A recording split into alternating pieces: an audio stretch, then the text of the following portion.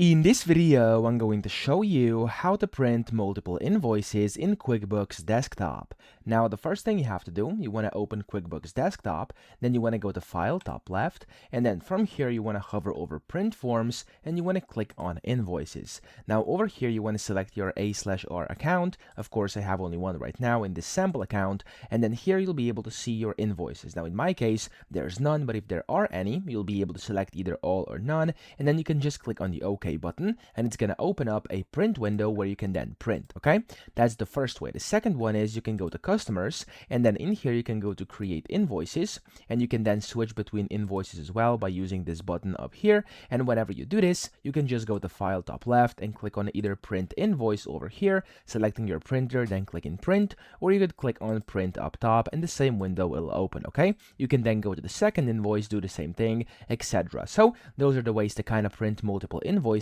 I hope this video helped you out. If it did, please subscribe to the channel and help me out as well.